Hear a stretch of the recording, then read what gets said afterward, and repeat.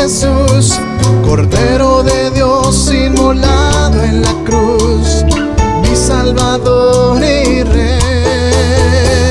El gran Maestro es Cristo, el buen pastor es Jesús, el Hijo de Dios y el gran yo soy, el agua que sacia mi sed. Solo Cristo tiene palabras de vida eterna. Solo Cristo tiene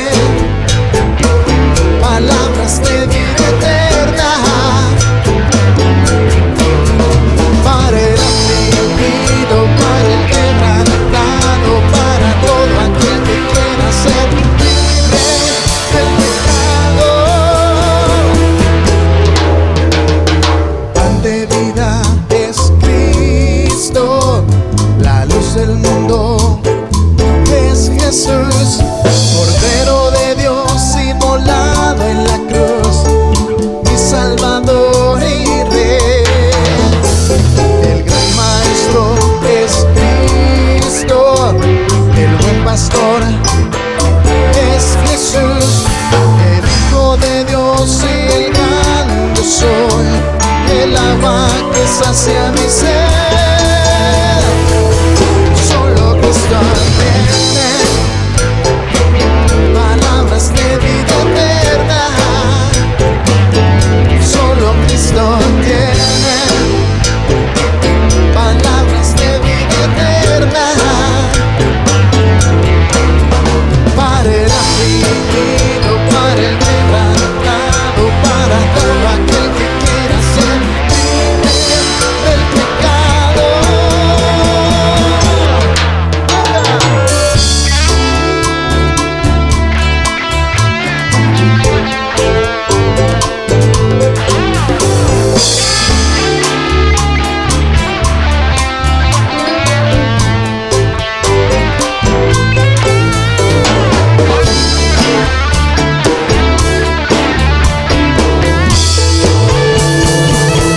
Solo Cristo tiene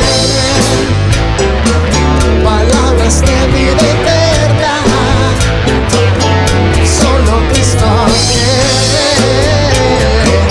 palabras de vida eterna. Para el afligido, para el quebrantado, para todo aquel que quiera ser libre del pecado. Solo Cristo tiene palabras de vida eterna. Solo Cristo tiene palabras de vida eterna. Para el afligido, para el quebrantado, para todo aquel que quiera ser libre del pecado.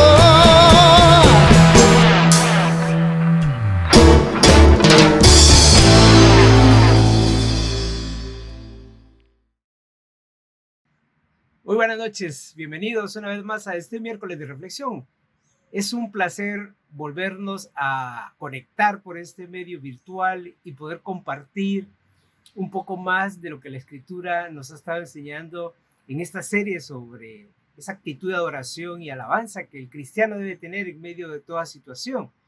Pero sin embargo, hay cosas que nos desbordan en cuanto a las pruebas. Y no queremos ser insensibles a las personas que están pasando tal prueba, porque en alguna oportunidad alguien me decía, es que es muy fácil decirlo desde arriba, firmes en la doctrina, firmes en la fe, firmes en la esperanza.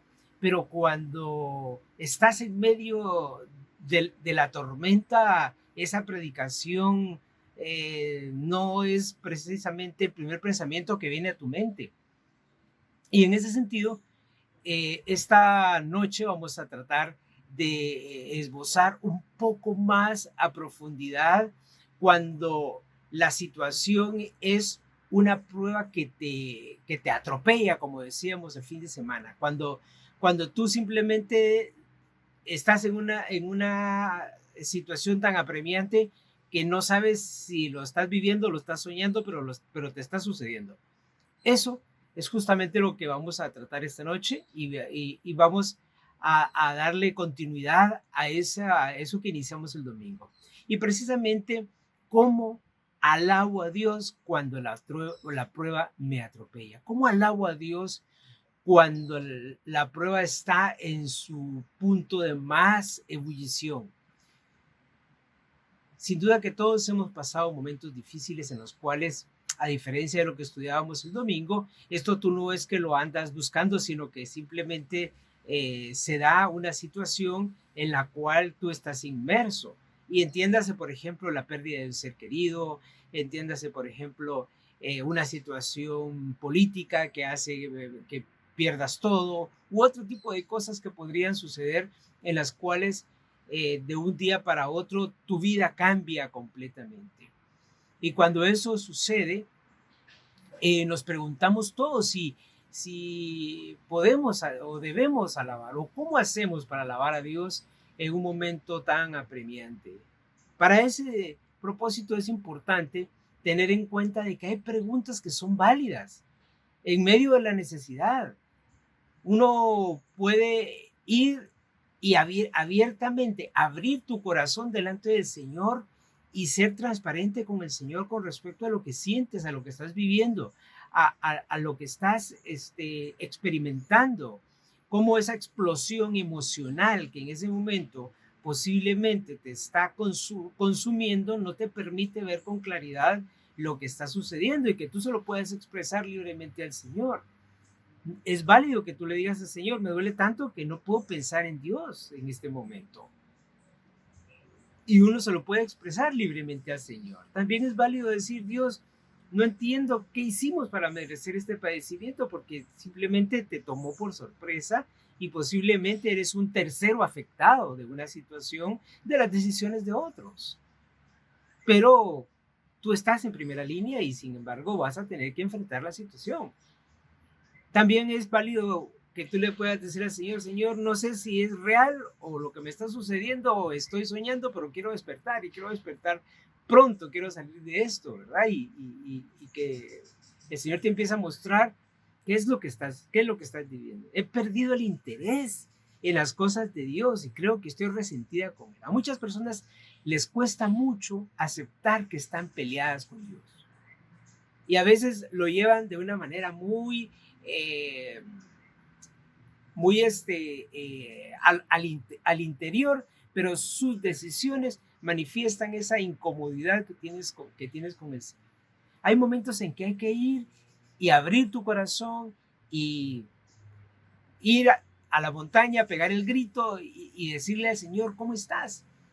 ¿Cómo te sientes? Cuando el agua está subiendo a la barca y empieza a hundirse, los apóstoles en aquel momento que se encontraban en medio de aquel cuerpo de agua enorme con aflicción de vientos torrenciales y el Señor estaba durmiendo tranquilamente y aquellos estaban afanados y asustados hasta que van y despiertan al Señor. Y le dicen, Señor, le dice, ¿verdad? ¿No ves que estamos a punto de naufragar y en medio de la nada aquí, ¿verdad? Y el Señor viene y con la autoridad que le caracteriza, tranquiliza la tormenta y los suyos se quedan atónitos de ver con qué autoridad venció y tranquilizó y ordenó a la situación que llegara a un estado de calma. Tu tormenta puede ser muy parecida. Puede ser que hace rato que le estás gritando al Señor que despierte y que el agua ya sientes el agua a la cintura, ya sientes que se te hunde el barco. No conocemos y oramos porque tú puedas tener la mejor actitud en medio de tu necesidad y puedas buscar al Señor de manera muy intencional en esto y puedas expresarle. Mire que los discípulos en aquel momento dijeron, ay Señor, le dice, ¿qué? Tú durmiendo, le dice, y esto casi se hunde. O sea, abrieron su corazón, mostraron su necesidad, mostraron su temor y el Señor actuó de acuerdo a su voluntad. Y esa debe ser la actitud, una actitud en la cual buscamos al Señor abiertamente, sin prejuicio ni temor, y le decimos al Señor cómo nos sentimos. Una porción de la escritura que a mí particularmente me reta mucho en momentos de dificultad, en momentos de necesidad, es allá en el libro de Hechos, en el capítulo 16.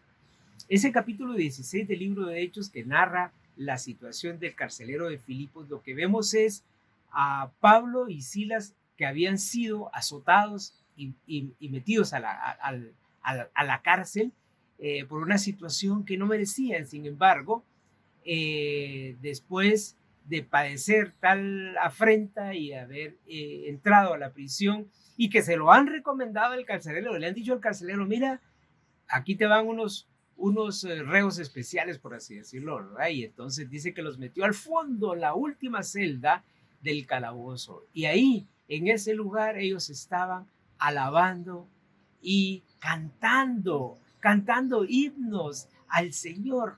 Y todo el mundo que estaba alrededor estaba atónito, estaban que no sabían por qué estos hombres cantaban en medio de una situación tan difícil. Fíjense que en mi vida profesional a mí me toca en algunas ocasiones estar en los centros penitenciarios de algunos países a los que yo atiendo y he estado y he entrevistado a las personas que están detenidas ahí por diferentes temas que yo veo.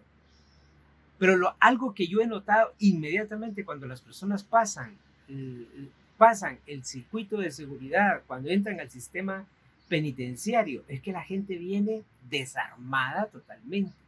Aún los más bravucones y los más fortachones se doblegan. Si no es a la entrada, es a los pocos días, pero el sistema tiene esa prueba de encierro y de privación de todo lo que tienes, más ese submundo que está allá adentro, doblega a cualquiera por muy bravucón que sea en la calle. Y cuando yo tengo la oportunidad de hablar con las personas, lo que veo es ese rostro de desesperación, esa angustia permanente de su inseguridad adentro y la desesperanza de que el sistema de justicia es lento y que además salir ahí le va a tomar mucho tiempo y todavía no puedes adelantar que la posición judicial va a ser en su favor, que la defensa que va a tener es la adecuada, que las pruebas que se van a presentar son suficientes para demostrar su culpabilidad o inocencia de los cargos que se le imputan. Esa es una situación muy apremiante. Y eso es que ahora tenemos cárceles que no se parecen en nada a las cárceles del tiempo de los apóstoles, donde lo que eran lugares de encierro donde incluso las personas eran puestos con cepo adentro de las mismas celdas. En las mismas celdas las personas hacían sus necesidades, comían lo poco que se les daba, en fin, es una situación mucho más lamentable y más decadente que la que tenemos actualmente. Sin embargo, estos hombres estaban alabando al Señor. ¿Y qué creen que estaba sucediendo alrededor? La gente lo que los estaba viendo, que eran otras personas que estaban detenidos, estaban impresionados de aquellos hombres que fuera de ponerse a quejarse que los habían golpeado, que era injusto, que se iban a quejar, que a los derechos humanos, nada de eso. O sea, ellos estaban dándole un cántico de alabanza, literalmente era alabanzas al Señor, oraciones de gratitud, de gratitud a Dios en medio de esa necesidad.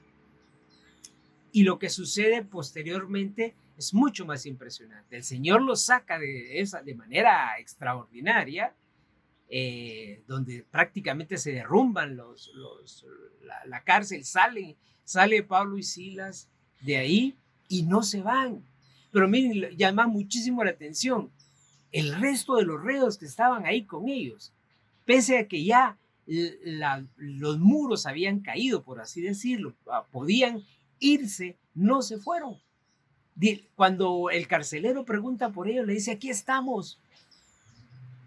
¿Por qué creen ustedes que no se fueron? Estaban tan impactados del testimonio de Pablo y Silas, estaban tan impactados de ser testigos de lo que Dios había hecho en ese momento, que simplemente contemplaban la maravilla de Dios en la vida de sus hijos. Y así, hermano, usted, hay mucha gente que está contemplando su aparente desgracia, su alta necesidad, su prueba dura, su soledad, su partida de ser querido, u otra necesidad que usted esté pasando, las cosas que nunca le salen. Y sin embargo, eh, su actitud va a tener un efecto sobre terceros que podría llevar a la conversión misma, como le sucedió al carcelero de Filipos. Y mire que no solo fue al carcelero. Dice que cuando el carcelero se iba a matar y Pablo le dice que no lo haga, él cae de rodillas delante de ellos porque simplemente estaba maravillado de lo que había sucedido, ¿verdad? Y lo lleva a su casa, le dice, cura sus heridas, y entonces toda su familia conoce del amor del Señor. Y ese día fueron bautizados tanto el carcelero como su familia. Mire el efecto que va teniendo hacia terceras personas lo que allá sucedió. ¿A qué actitud de Pablo y Silas? La acción maravillosa de Dios, el milagro del Señor, los testigos inmediatos, los testigos secundarios a los que llegó el efecto de la fe, aunque no lo vieron, aunque no lo presenciaron, se convirtieron al Señor. Hermanos, cuando nosotros estamos pasando por situaciones así de difíciles y podemos nosotros pensar un poquito más allá de lo que a mí me duele, un poquito más allá de lo que me desespera, un poco más de mi necesidad, y pensar en que Dios puede manifestarse en esa necesidad para la gloria de su nombre y para el impacto de muchas personas. La gente ahora anda pidiendo evidencias. La gente anda buscando milagros. La gente va a campañas buscando sanaciones, buscando estos. Y usted puede ser un instrumento de Dios en un milagro determinado para que otras personas confíen en el Señor. Imagínense que está evangelizando personas sin ni siquiera ir y presentarles el plan de salvación. Simplemente su testimonio es tan poderoso, tan fuerte en cuanto a lo que está viviendo, que simplemente las personas no tienen otra opción más que confiar en el Señor. Hermanos, esto es maravilloso, y cuando uno puede y debe vivir este tipo de experiencias poniendo la mirada en el Señor, las cosas cambian. Con un hermano conversábamos el fin de semana y compartíamos que una de las pruebas más difíciles para cualquier padre es enterrar a sus hijos. Nosotros estamos como papás, creo que estamos claros de que los hijos nos van a enterrar a nosotros. Pero vivir la prueba de un padre enterrando a sus hijos es una situación muy difícil, muy dolorosa, muy compleja. Nosotros como familia vivimos una situación hace unos años atrás cuando empezamos nuestra familia, muy entusiasmados, muy deseosos de que el Señor nos bendijera con descendencia. Y bueno, pasamos unos primeros años en los que no teníamos la intención de tener hijos. Luego empezamos a desear intensamente tener nuestra familia. Y bueno, la sorpresa y la alegría de un momento determinado, que Ivonne queda embarazada, está embarazada de nuestro primer hijo, y nosotros muy contentos, le hablamos a la iglesia. Me acuerdo que hasta que oramos en la iglesia por el embarazo de Ivonne, y todo era un hijo amado y deseado. Unas semanas después, Ivonne tiene un aborto espontáneo, y eso derrumbó nuestras vidas. O sea, fue algo contradictorio para nosotros, porque era algo deseado, amado, planificado, eh, orado por eso, más nuestro deseo de ser padres, y luego nos enfrentamos a que este bebé no iba a nacer. Y fue desequilibrante para nuestras vidas, para nuestros corazones. Sin embargo, eh, entramos en un proceso de buscar al Señor en medio de nuestra necesidad, pero también expresábamos al Señor que estábamos dolidos, que estábamos afectados y que estábamos tristes, ¿verdad? De que el Señor había privado de ese privilegio a dos padres inexpertos y emocionados, que deseaban tener una familia.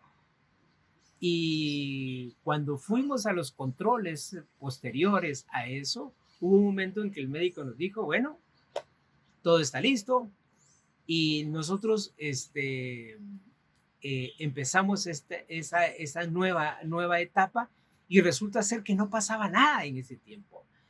Y estábamos con el temor de que si íbamos a volver a vivir la experiencia, a la experiencia anterior. Yo me acuerdo mucho de una frase que repitió el médico en su oportunidad cuando estábamos un poco preocupados y desesperados, y él nos dijo, la experiencia pasada nos ha dejado algo muy claro para ustedes dos.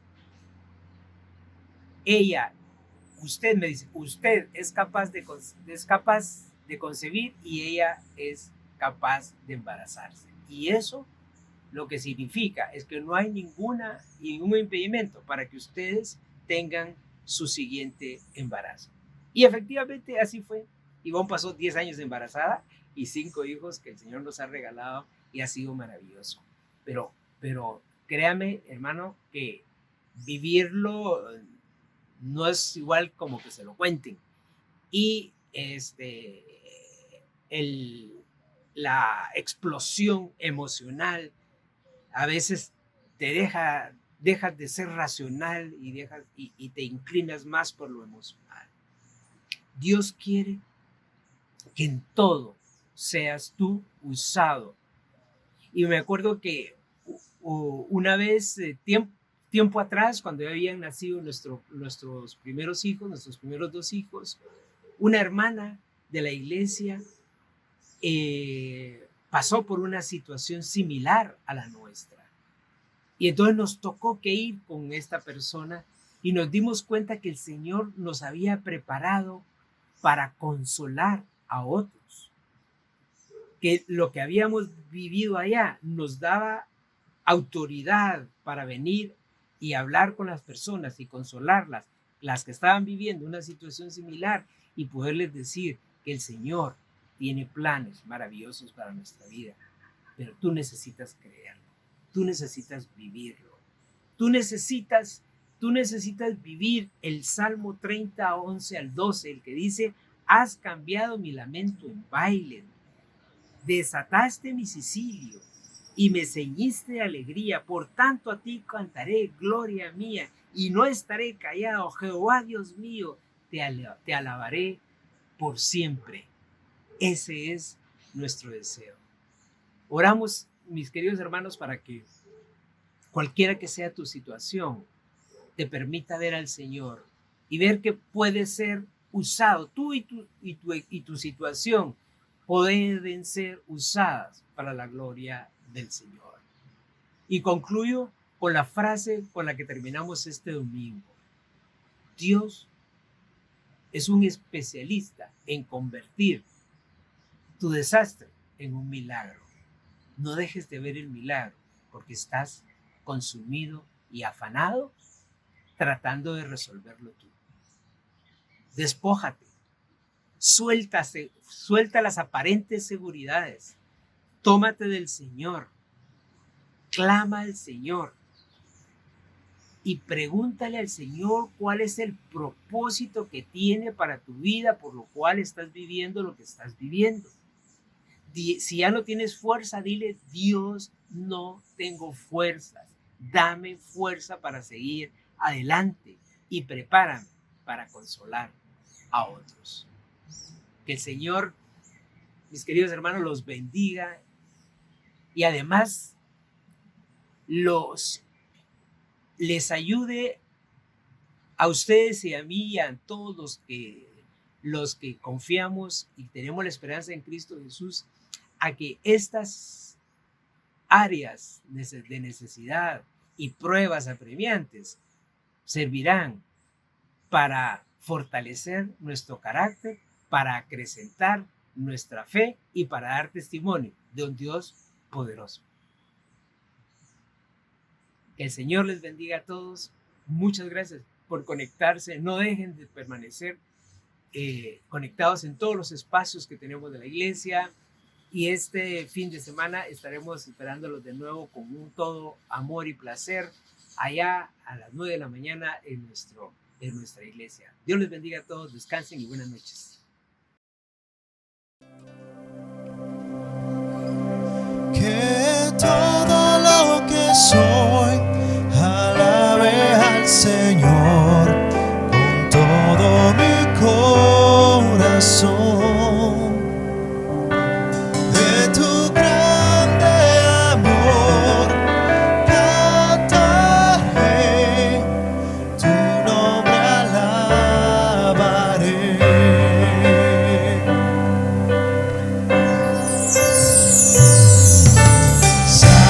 El sol de su nuevo amanecer, cantaré a ti otra vez, sea lo que venga, confiaré en ti, te alabaré en el anochecer.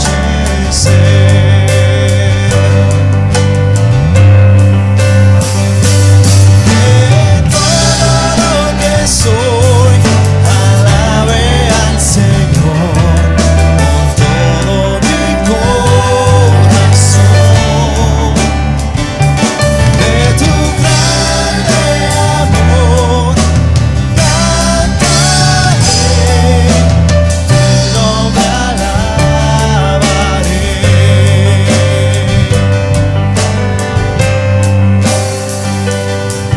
Tu amor no tiene fin y tú eres para siempre, y bondadoso es tu corazón. Por todo lo que has hecho, yo sigo cantando. 10,000 razones para alabar.